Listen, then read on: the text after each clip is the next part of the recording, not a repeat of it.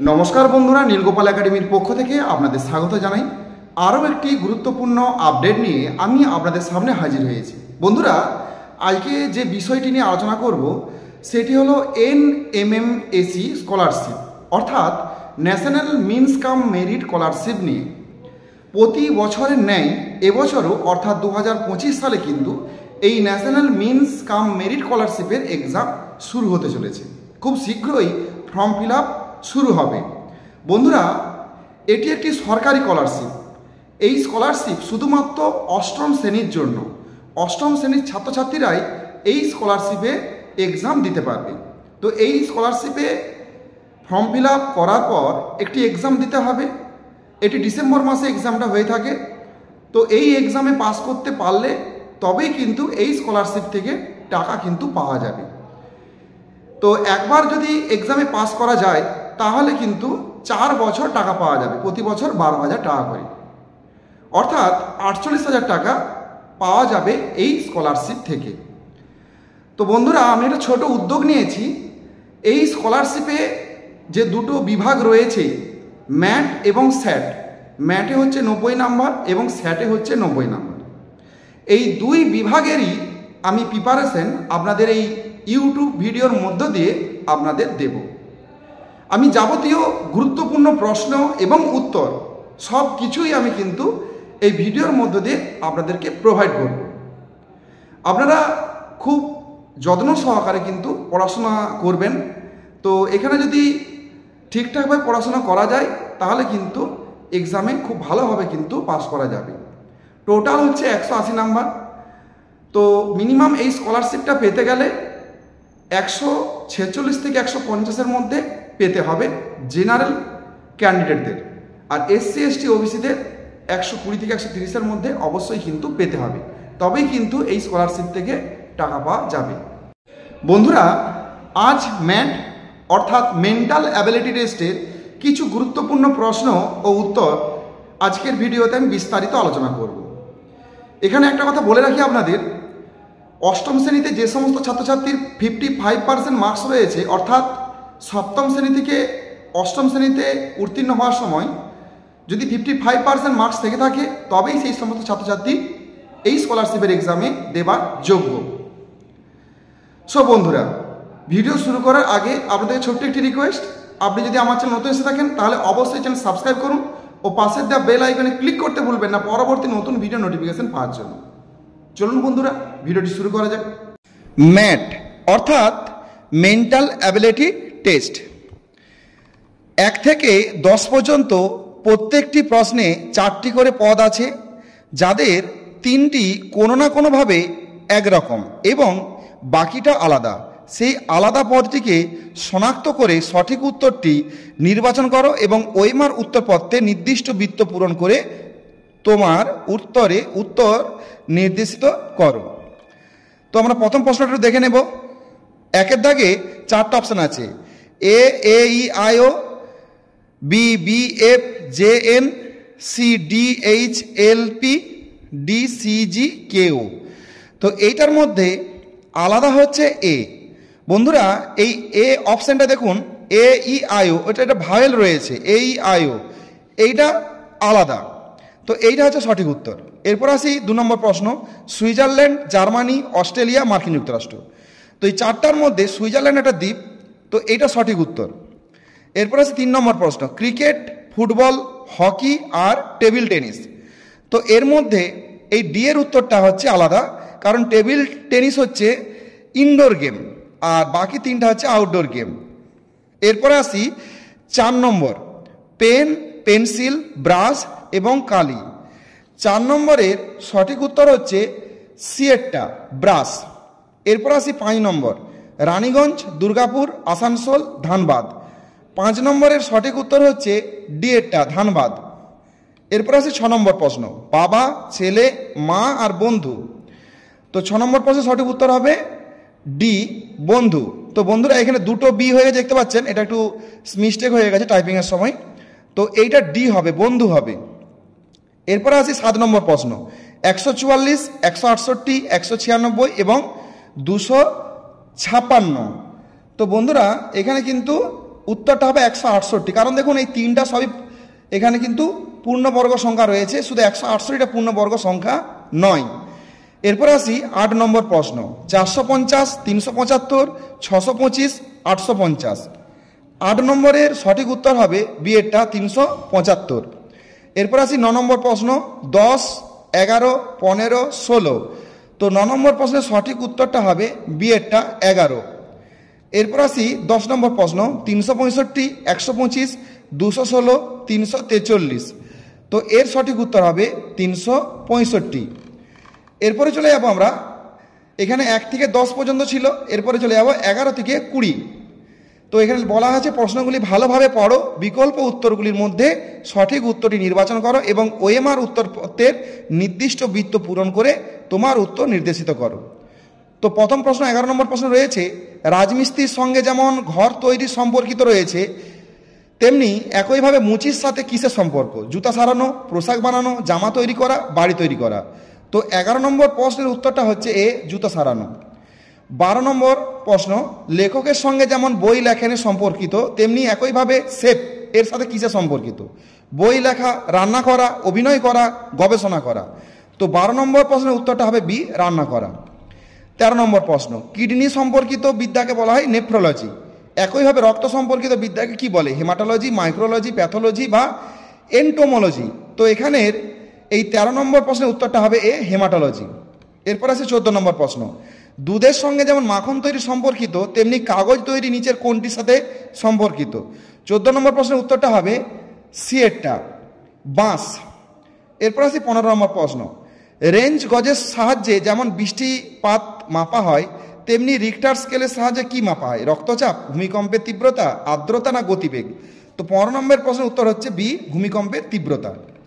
এরপর চলে যাব 16 নম্বর প্রশ্ন, উত্তরপ্রদেশের রাজধানী লখনৌ সম্পর্কিত একইভাবে গুজরাটের রাজধানী সম্পর্কিত কার সাথে? ছত্তিশগড়, চেন্নাই, বেঙ্গালুরু, গান্ধীনগর। তো 16 নম্বর প্রশ্নের উত্তর হচ্ছে ডি, গান্ধীনগর। 17 নম্বর প্রশ্ন, বিরাট কোহলির সঙ্গে যেমন ক্রিকেট খেলা সম্পর্কিত, তেমনি একইভাবে হরমনপ্রীত সিং এর সঙ্গে কিসের সম্পর্কিত রয়েছে? 4টা অপশান এখানে রয়েছে, ভলিবল, ফুটবল, হকি, বাস্কেটবল। তো 17 নম্বরের উত্তর হবে সি, হকি। এরপর আসি 18 নম্বর প্রশ্ন, সাফল্য যেমন আনন্দের সঙ্গে সম্পর্কযুক্ত, তেমনি ব্যর্থতার সঙ্গে সম্পর্কিত কি? তো ক্রোধ, পরাজয়, দুঃখ, আনন্দ। উত্তর হবে এখানে সি, দুঃখ। 19 নম্বর প্রশ্ন, সমুদ্র যেমন জাহাজের সাথে সম্পর্কযুক্ত, তেমনি রাস্তার সম্পর্কযুক্ত নিচের কোনটির সাথে? ফুটপাত, ভ্রমণকারী, জনগণ, বাস। তো 19 নম্বর প্রশ্নের উত্তর হবে ডি, বাস।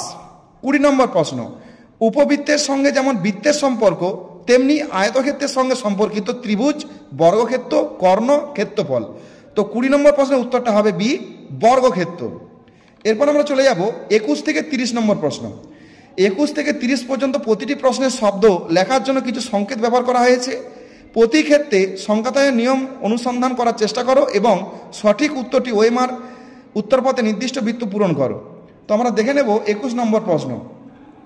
21 নম্বর প্রশ্ন দেখো, যদি মেশিনের সংকেত 19, 7, 9, 14, 15, 20, 11 হয়, তাহলে ওই সংকেত অবস্থায় ডেঞ্জারের সংকেতটা কি হবে?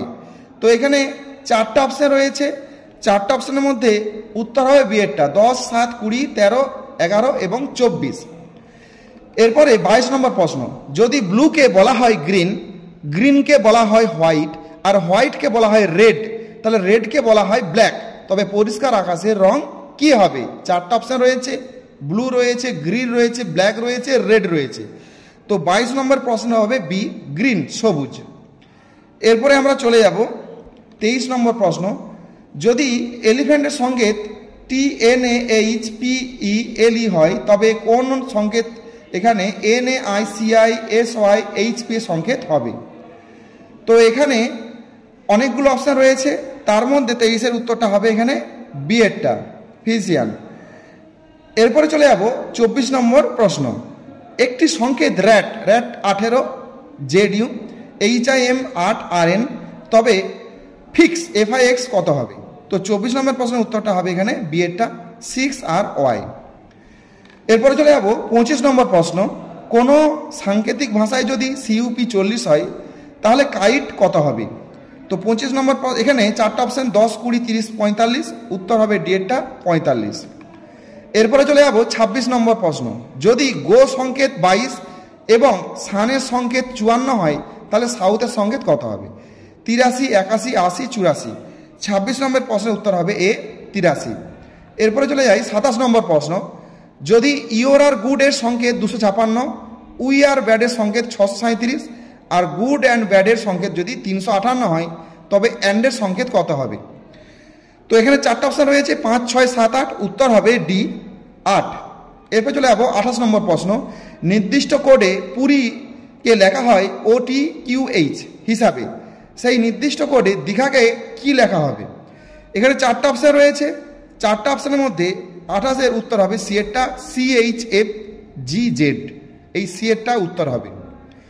এরপর চলে যাবো 19 নম্বর প্রশ্ন। 29 নম্বর প্রশ্ন। নির্দিষ্ট কোডে টিচারকে লেখা হয় VGCEJGT হিসাবে, সেই নির্দিষ্ট কোডে স্টুডেন্টকে কি লেখা হবে? তো 29 নম্বর প্রশ্নের সঠিক উত্তর হবে এটা UVWFGPV, এই এরটা উত্তর হবে। এরপরে আসি 30 নম্বর প্রশ্ন। কোনো একটা নির্দিষ্ট কোডে সেপ্টেম্বরকে লেখা হয় OBYJBQMBP হিসাবে, সেই নির্দিষ্ট কোডে ডিসেম্বরকে কিভাবে লেখা হবে? তো 30 নম্বর প্রশ্নের উত্তরটা হবে এটা OBYJBZBA। এরপরে চলে যাব 31 থেকে 40 নম্বর প্রশ্ন। নিচের প্রশ্নগুলি অক্ষর শ্রেণী সংক্রান্ত, প্রতিটি প্রশ্নে কিছু অক্ষর অজ্ঞাত, 4টি বিকল্প একটিতে প্রতিটি প্রশ্নের সঠিক বিকল্প বার করে ওই মান পূর্ণ করার ক্ষেত্রে বৃত্তটি পূর্ণ করো। তো আমরা দেখে নেব 31 নম্বর প্রশ্নে কি রয়েছে। তো এখানে রয়েছে AAB dash AA dash BBB dash AAA dash BBA। তো 31 নম্বর প্রশ্নের সঠিক উত্তর হবে এখানে সি এরটা, এখানে বি হবে BAAB। তো এই উত্তরটা কিন্তু সঠিক হবে। এই ঘরে বি বসবে, এই ঘরে এ বসবে, এই ঘরে এ বসবে, এই ঘরে বি বসবে। এরপরে চলে যাবো 32 নম্বর প্রশ্ন। Dash OPQN dash PQNO dash QNOP dash. তো 32 নম্বর প্রশ্নের উত্তরটা হবে ডি এরটা NOPQ, এই উত্তরটা হবে। এরপর আসি 33 নম্বর প্রশ্ন। AT dash ATA dash TAA dash A dash TA। তো 33 নম্বর প্রশ্নের উত্তরটা হবে কিন্তু এখানে এটা AATA। এরপরে চলে যাব 34 নম্বর প্রশ্ন। RMNT dash MN dash R dash dash T dash NMF। 34 নম্বর প্রশ্নের উত্তরটা হবে এখানে বি এরটা RFNNR। এরপর চলে যাব 35 নম্বর প্রশ্ন। YX dash YX dash YXZ dash XY dash ZYX dash. তো 35 নম্বর প্রশ্নের উত্তরটা হবে এখানে এটা ZZYX। এরপর চলো 36 নম্বর প্রশ্ন। IM dash NNII dash MN dash IIMM dash NI। তো এখানে সঠিক উত্তর 36-এরটা হবে ডি এরটা MMNN। এরপর আবার 37 নম্বর প্রশ্ন। 37 নম্বর প্রশ্ন হচ্ছে C dash BBA dash CAB dash AC dash AB dash AC। 37 নম্বর প্রশ্নের উত্তরটা হবে বি এরটা ACBCB। এরপর চলে যাবো 38 নম্বর প্রশ্ন। CCCBB dash AA dash CC dash BBB AA dash C। তো 38 নম্বর প্রশ্নের উত্তরটা হবে বি এরটা BACA। 39 PQR dash dash RS PRS dash QS dash Q dash. তো 39 নম্বর প্রশ্নের উত্তরটা হবে সি এরটা SQPPR। লাস্ট প্রশ্ন 40 dash FGH dash MN MF dash dash JM dash GH dash. তো এখানে 40-এর সঠিক উত্তর হবে বি এরটা MJGHFJ। বন্ধুরা আজকে আমি 40টা প্রশ্ন বললাম। পরবর্তী ভিডিওতে আরও নতুন নতুন আমি কিছু প্রশ্ন আপনাদের সাথে বিস্তারিত আলোচনা করব। সো বন্ধুরা আজ এই পর্যন্তই, দেখা হয় পরবর্তী নতুন কোনো ভিডিওতে নতুন কোনো টপিক নিয়ে। ততক্ষণ আমরা প্রত্যেকে ভালো থাকুন, সুস্থ থাকুন। Best of luck.